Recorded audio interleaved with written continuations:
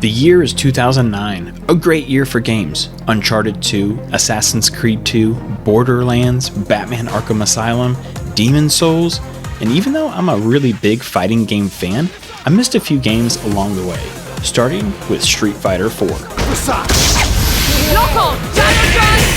Smasher!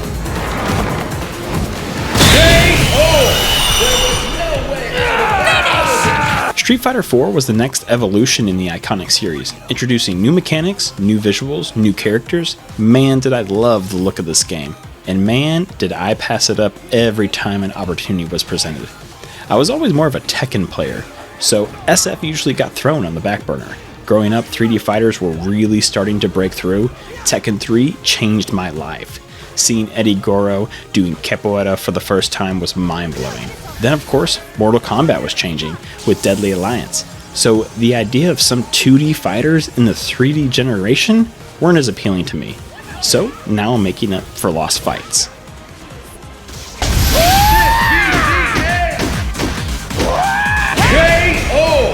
A little bit of history, I did buy Street Fighter V. I didn't vibe with it a whole lot. The character models looked a little like Ditto doing its best Street Fighter impression. It wasn't really doing it for me. Street Fighter 6 is incredible though. Really love that game. But SF4 has really shown me its charm. That's the best way I can describe this game. It's charming. The characters, the vibrant colors, the stages, the banging music, 2.5D character models just look great. It honestly has it all. The arcade story mode is serviceable at best. Cutscenes that don't really make a whole lot of sense, you're just fighting random characters in random orders. They're well animated though, and every character has their own personality and style, because what else is a fighting game but the sum of its characters? And when I talk about SF4, I'm talking vanilla. No spice, just vanilla. SF4 definitely lends itself to its legacy knowledge. Playing previous Street Fighter games will absolutely give you an advantage in the game.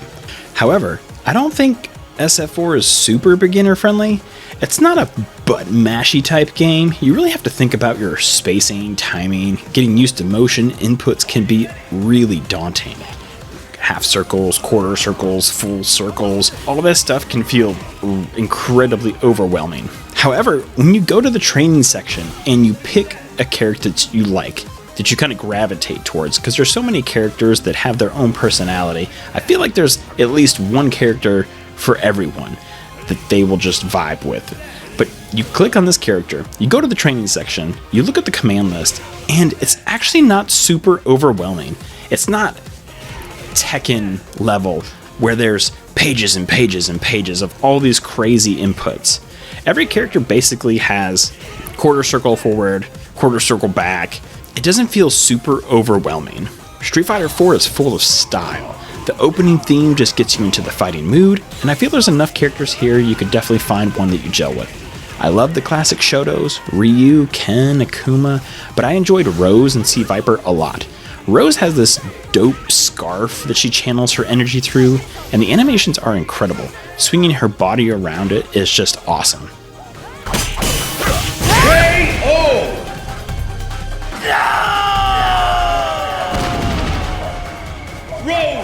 Street Fighter 4 has a handful of modes: training mode, time attack, or trial modes. Aside from the arcade mode, Street Fighter 4 can look a little bare bones on the outside, but there's actually quite a bit to it, between unlocking characters, artwork, short movies, and thankfully you can still find some online matches, which I believe is a testament to how good the gameplay actually is.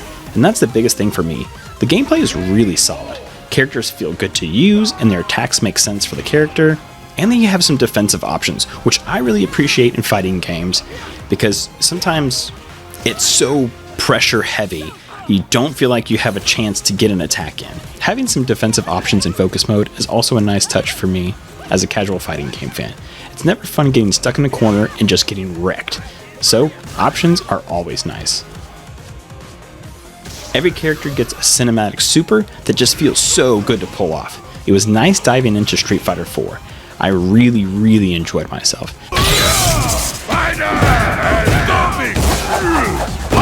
I'll tell you what I did not enjoy though.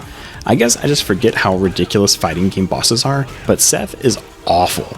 This nightmarish amalgamation of a fighter. Gosh, he's so annoying. reading your moves before you do. I couldn't stand fighting him, but watching him go down feels amazing.